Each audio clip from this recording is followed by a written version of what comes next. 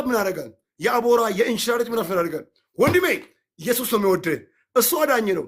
ወደ እሱ ከመጣ ሕይወት ታገኛለህ። አትሸወድ። ተረት አታውራ። ለምሳሌ ሳይ ቡኻሪ፣ ሳይ ሙስሊም፣ ጃማት ተርሚዝ፣ ሱናን አቢ ዳውድ፣ ኢብን ማጃ፣ አልምሽካት፣ አልመሲብ እነዚህ የሚባሉ ሙሰነድ አህመድ ሐንቢል የሚባሉ ሐዲሶች አሉ። ኢብን ከጥር፣ ኢብን አባስና አልጀላላ የሚባሉ ተፍሲሮች አሉ። ነገር ግን አንድም ቦታ በእስልምና አንድም ቦታ ሰው ከሞተ ገነት ይገባል የሚል አንድም መስረጃ የለም። ሰው ከሞተ ጠቅላላ ገሃነም ይገባሉ። ገሃነም ላይ ተዘቃይቶ አላህ ነጮችን ወደ ገነት ይወስዳቸዋል፣ ጥቁሮችን ወደ ገሃነም ይጠቅልቻቸዋል። ከዛ ለነጮቹ ለአንድ 72 ሴቶችን ይለቃቸዋል። ሴቶች ደግሞ ተሰብስቦ ገሃነም ይገባሉ ማለት። ለምሳሌ እነ ሶፊያ፣ እነ ፋጡማ፣ እነ ሀብዛ፣ እነ አይሻ ጠቅላላ የሙስሊም ሴቶች ወደ ገሃነም ይከታሉ ማለት።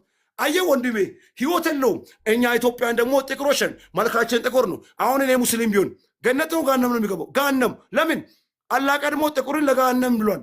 አየህ ወንድም መጽሐፍ ቅዱስ ሲነግረን አይሁዳዊ የለም፣ ግሪካዊ፣ ባሪያ የለም፣ ጨዋ፣ ሴት የለም፣ ወንድ፣ ነጭ የለም፣ ጥቁር፣ አጭር የለም፣ ረጅም፣ ሁሉ በክርስቶስ አንድ ነው ይላል። ወዳጄ ከጂኒ ቤት ና።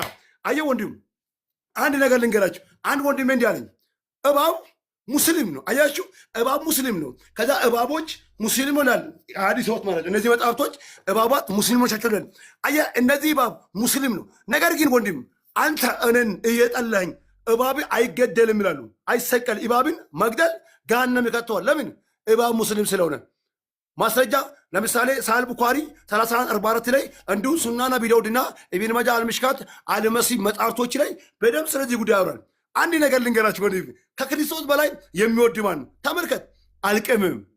አልቅምም፣ አላጭስም፣ አየህ አልጠጣም፣ አልሰክርም፣ ባገባም አንድ ምስት ነው ማገበው፣ 2 እና 3 አላገባም፣ 4 አላገባም። አየህ የክርስትና ህይወት በጣም ፍቅር ነው። ሰላምና ደስታ አለበት፣ እረፍትና በጎነት አለበት ነው። አየህ ወንድም ለዝሙ ተብሎ 3 እና 4 ሴት አይደለም የምናደርገው ማለት።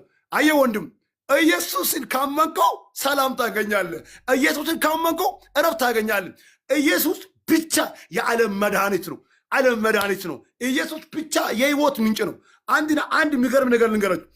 የሚገርም ነገር ልንገራችሁ። መጽሐፍ ቅዱሳችን እንዲህ ይላል፣ በእኔ የሚያምን አለ ቢሞት እንኳን የዘላለም ህይወት አለው አለ። ሙሐመድ ደግሞ እንዲህ አለ፣ እናቴና አባቴ ገሃነም ናቸው አለ። ሳይ ሙስሊም 293 እንዲሁ ደግሞ በጣም የሚገርም ሰይ አልቡኻሪ ምሽካት አልመሲብ 118 ቮሉም 8 ቡክ ሐዲስ ነምበር 413 ላይ ሙሐመድ እንዳለ እኔ ቢሞት አለ እኛም ሆነ ተከታዮቼ ሁላችንም ገሃነም ቀማሾች ነን።